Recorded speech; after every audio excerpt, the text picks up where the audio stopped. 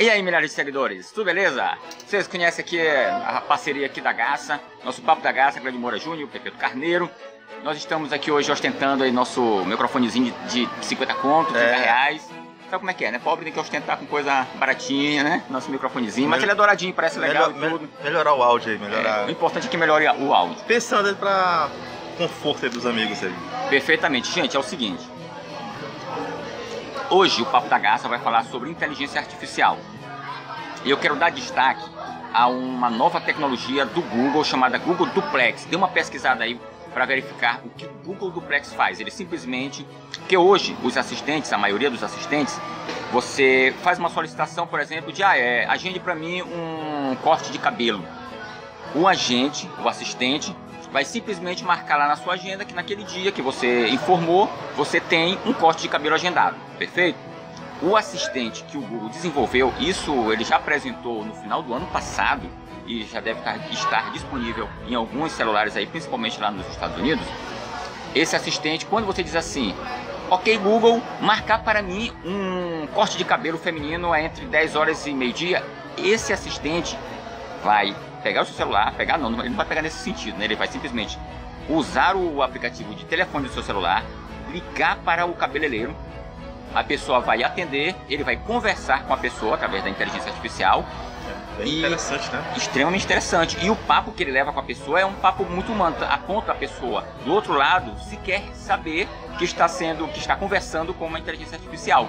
Moura Júnior, nesse caso que o assistente ele se passa por um ser humano, que tipo de inteligência artificial nós estamos falando? A gente está falando do tipo de inteligência artificial que se refere às inteligências que pretendem imitar o comportamento humano, né? As inteligências que tendem a se passar por ser humano. Exato.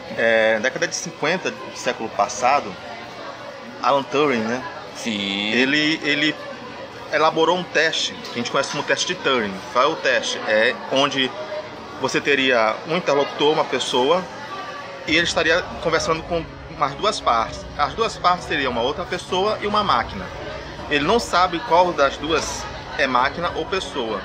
E o teste consiste, para a máquina, né, no caso, da máquina não se permitir identificar como máquina.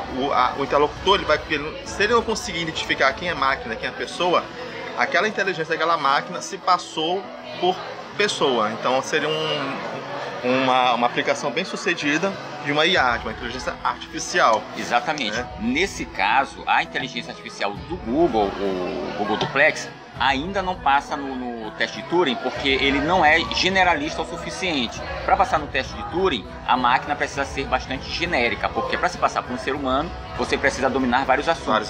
E nesse caso, o Google Duplex, ele possui uma aplicação específica, que é para fazer marcação de compromissos. O que é interessante é que vai chegar um ponto, que não é muito distante, em que o seu assistente vai ligar, por exemplo, para o seu dentista. Passou um carro aí zoado dentro, hein? Vai ligar para o seu dentista. O consultório lá do seu dentista vai atender você, o seu assistente, através do assistente dele. Então, duas máquinas vão conversar, vão marcar o compromisso e aí vocês vão receber apenas o lembrete. Exatamente. Que hoje existe o conceito de peer-to-peer, que são par para par. Entre pessoas, aí já existe o peer to machine, que é uma pessoa para uma máquina, e já vai ter praticamente o machine to machine. Me fez lembrar também de um conceito, nessa questão de um para um, né? Do comércio eletrônico para comércio eletrônico, né? Foi a primeira versão do comércio eletrônico, foi comércio para comércio, né? Esse que é o business to business. Business to business. Perfeitamente. E aí é um assunto extremamente atual, é um tema bastante interessante, e aí existe uma diferença entre a inteligência artificial, que é para raciocínio, que ela pretende resolver da maneira mais rápida possível, né, Moura Júnior? Sim. E a inteligência artificial que pretende ter o comportamento baseado no comportamento humano. Nessa questão, né, da IA, a gente são avanços gradativos, né? Isso. A gente vai observando que a cada instante, aquilo que foi idealizado no século passado, onde as pessoas desacreditaram bastante da questão da IA, elas acham, nunca que uma máquina vai superar um ser humano, nunca uma máquina vai se igualar a um ser humano.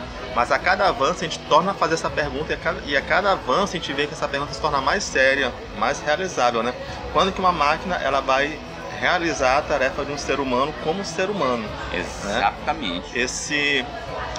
Ainda hoje tem campos da IA, com mineração de dados, né, que você vê que até você chegar à parte de minerar os dados, ainda há muito trabalho de uma pessoa, que é a parte de seleção dos dados, pré-processamento, você identificar o domínio, você conhecer o problema que você quer resolver.